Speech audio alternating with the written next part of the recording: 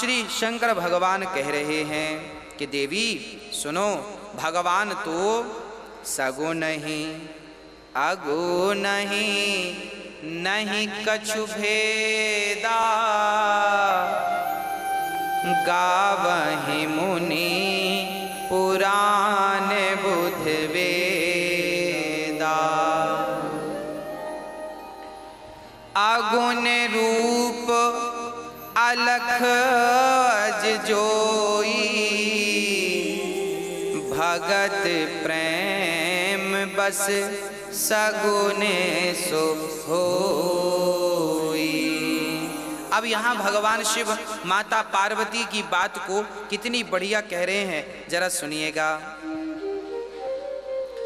भगवान शंकर कह रहे हैं देवी आपने बाकी तो सब बढ़िया कहा, पर एक बात नहीं मोही सुहानी। आपने कहा कि वो राम ब्रह्म है, निराकार है, तो फिर साकार कैसे बन सकते हैं? ये बात तो कोई मूर्ख ही कह सकता है, आप जैसी विद्वान समझदार को ये बात शोभा नहीं देती। अब भगवान शंकर आप लोगों के मन में भी ये प्रश्न खड़े होते हैं, उस प्रश्न के समाधान में आपको बहुत ध्यान पूर्वक सुनना चाहिए।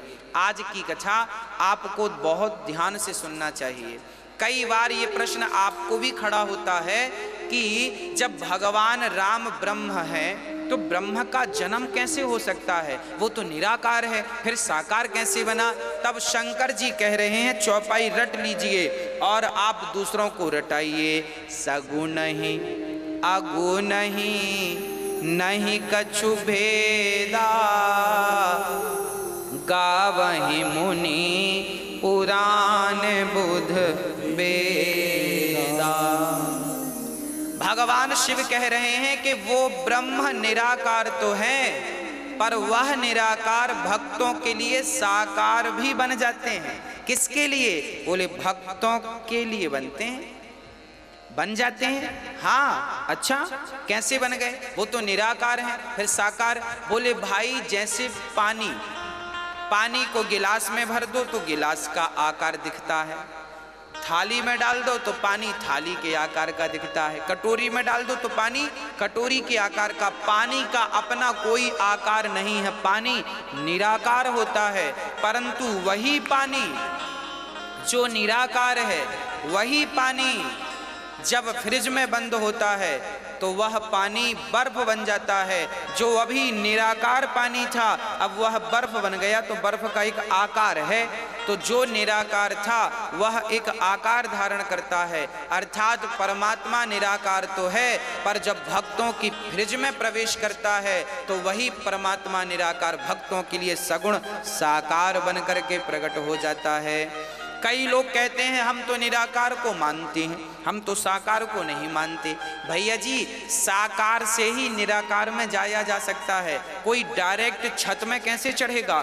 छत में चढ़ने के लिए सीढ़ी तो होगी ही होगी, बिना सीढ़ी के छत में नहीं चढ़ा जा सकता। तो जो सीढ़ी है ना वो साकार है, सगुण है। सीढ़ी अर्थात सगुण और छत अर्थात निराकार।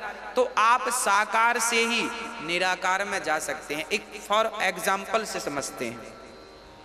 आपकी माँ, यदि मैं आपसे कहूं कि अपनी माँ का जरा ध्यान करो, आपकी माँ के गाल कैसे हैं, आपकी माँ की आंख कैसी है, आपकी माँ की सूरत कैसी है, यदि आप आंख बंद करके अभी अपनी माँ का ध्यान करेंगे ना तो आपके अंदर आपकी माँ की मूरत आ जाएगी, सूरत आ जाएगी। ऐसी मेरी माँ है। क्यों आएगी? क्योंकि आपने अपनी माँ को नजदीक से देखा है, कई बार देखा है। अच्छा, जिस बच्चे की माँ बचपन में ही बच्चे को पैदा करती मर गई है, उस बच्चे से कहा जाए तू अपनी माँ की जरा ध्यान कर, जरा छवि बना, तो क्या वो छवि बना सकता है? नहीं बना सकता। क्यों नहीं बना सकता? क्योंकि उसने कभी अपनी माँ को देखा ही नहीं है। तो देखा ही नहीं है तो छवि क्या बनाएगा? उसी प्रकार जैसे माँ को आपने देखा है तो फिर माँ के ना रहने पर भी उसकी आकृति बनाई जा सकती है, पर नहीं देखा तो नहीं बनाई जा सकती। उसी प्रकार परमात्मा तो निराकार हैं, पर वो साकार बनकर इसलिए आते हैं ताकि भक्त मेरी आकृति अपने हृदय में बना सकें। बिहारी जी बनकर बैठ गए भगवान, ताकि भक्त मेरी इस आकृति को अपने हृदय में बसा लें। हाँ, वो जगन्नाथ बनकर बैठ गए ताकि भक्त इस आकृति को हृदय में बसा लें और इसी का चिंतन करते रहें, ताकि इससे उनका कल्याण हो जाए। जैसे पहली के विद्यार्थी को, KG 1 के विद्यार्थी को लिखकर बताना पड़ता है ये का है, का कैसा होता है, लिख कर बताओगे तब तो बच्चे की खोपड़ी में जाएगा। अच्छा, ये का ऐसा होता है, खा ऐसा होता है, का ऐसा होता है, लिख कर नहीं बताओगे तो बच्चा कैसे समझेगा। जैसे बच्चे को लिख कर बताना पड़ता है, एक बार वो समझ गया तो फिर लिखने की जरूरत नहीं है। मैंने कहा का तो आपके अंदर का की आकृति बन गई, मैंने कहा खा तो आपके अंदर खा की आकृति बन गई। उसी प्रकार जैसे बच्चे को, पहली के बच्चे को कोई भी चीज आपको लिख के बतानी ही पड़ेगी, उसी प्रकार भक्ति की पढ़ाई जब आप करोगे तो वहां सगुण की जरूरत पड़ेगी ही पड़ेगी, तब तो आकृति बनेगी राम की और कृष्ण की। बिना उस आकृति के उस निराकार में कैसे मन लगेगा। तो साकार से ही आप निराकार में जा सकते हैं। इसलिए भगवान शिव कह रहे हैं कि सगुण ही अगुण नहीं, नहीं कछु भेदा, कोई भेद नहीं है सगुण में और निर्गुण में।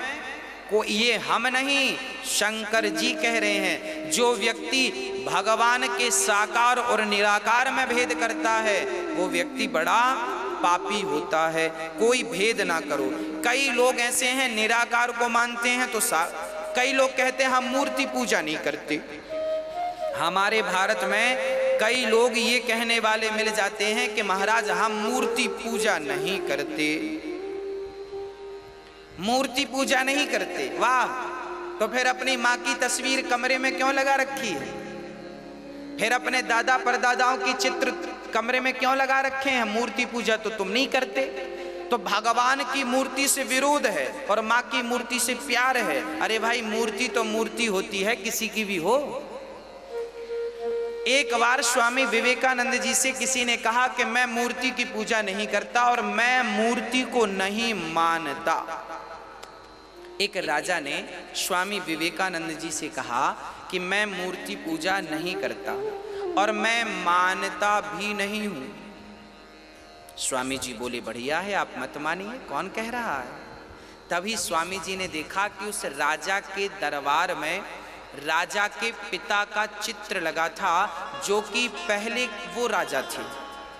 हाँ, राजा विवेकानंद जी ने राजा से कहा, राजा साहब ये चित्र किसका है? राजा ने कहा ये मेरे पिता का चित्र है और ये पहले राजा थे, इन्होंने मुझे राजगद्दी दी है। तब सैनिकों को विवेकानंद जी ने कहा जरा ये राजा की तस्वीर निकालिएगा। तस्वीर निकाली गई।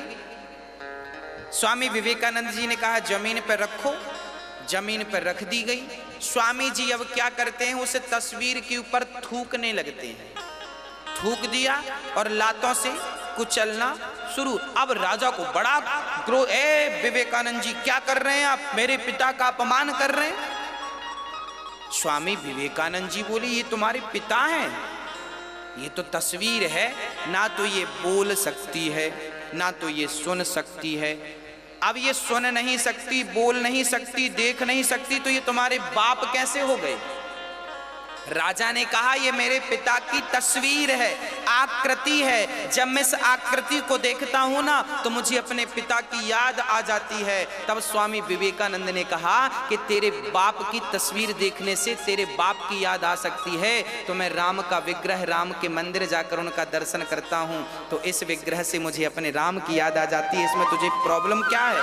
तू कहता है मैं मूर्ति पूजा नहीं करता, खुद भगवान आप अपने बाप की तस्वीर लगाते हैं ताकि उनको देखने से आपके पिता का स्मरण हो जाए, और भगवान की मूर्ति का विरोध करते हैं। जैसे आप अपने बुजुर्गों की तस्वीर देखकर उन्हें स्मरण कर लेते हैं, ऐसे मंदिर में जब हम बिहारी जी का दर्शन करते हैं तो बिहारी जी के इस रूप को देख करके बिहारी जी की उस कल्पना को हम करते हैं जो बिहारी जी माँ यशोदा की गोद में खेल रहे हैं, जो श्याम सुंदर माँ यशोदा के आंगन में खेल रहे हैं। हम राम के मंदिर जाकर राम का चित्र देखते हैं तो राम के चित्र से हमें वो राम दिखाई पड़ जाते हैं जो दशरथ के आंगन में खेलते हैं, जो कौशल्या की गोद में जाकर दूध पीते हैं, जो राम दशरथ जी के साथ आंख में चौनी का खेल खेलते हैं, इन राम को देखकर उन राम की याद आ गई। जैसे आपने अपने पिता की तस्वीर देखी तो आपके अपने असली पिता की याद आ गई, ऐसे राम के मंदिर में राम का चित्र, राम का दर्शन, राम का विग्रह देखते हैं तो राम का स्मरण हो आता है। तो राम सगुण है और निर्गुण है, ये तो कोई भेद नहीं है, सगुण है और निर्गुण है, साकार भी है निराकार भी है। परंतु लोग ये कहते हैं ना, मैं मूर्ति पूजा नहीं करता। अच्छा, जो लोग मूर्ति पूजा नहीं करते या जो मूर्ति पूजा में बिलीव नहीं करते, इन लोगों के घर जाकर देखना, इन्होंने भी अपने शादी के एल्बम बना बना रखे होंगे। हाँ, जो लोग ये कहते हैं कि हम मूर्ति नहीं मानते, हम मूर्ति की पूजा नहीं करते, वो अपनी शादी का एल्बम बना के रखे होंगे, समय समय पे देखते रहते होंगे। भाई वो भी तो तस्वीर है, तुम तो मूर्ति पूजा नहीं मानते, अपनी फोटो देख रहे हो, पर भगवान की फोटो से तुम्हें प्रॉब्लम है। अब बताइए, यदि तुम अपनी शादी का एल्बम देख सकते हो, अपनी तस्वीर देख सकते हो, तो हम राम का चित्र देख रहे हैं, इसमें क्या प्रॉब्लम है भाई? क्या दिक्कत है? राम को हम विग्रह, राम का विग्रह बनाकर हम उनकी पूजा कर रहे हैं, क्या दिक्कत है? अरे भगवान श्री राम ने भी जब लंका में चढ़ाई करने वाले थे ना, तो भगवान श्री राम ने भी भगवान शिव का विग्रह बनाया था कि नहीं? शिवलिंग बनाया था, जिसे हम रामेश्वरम कहते हैं। अरे भगवान राम तो चाहते तो कण कण में भगवान का दर्शन कर लेते, पर वो भगवान भी सगुण की पूजा करते हैं। राम जी कहते हैं कि सगुण उपासक परहित निरत नीति दृढ़ नैम, ते नर प्राण समान मम जिनके द्विज पर प्रेम।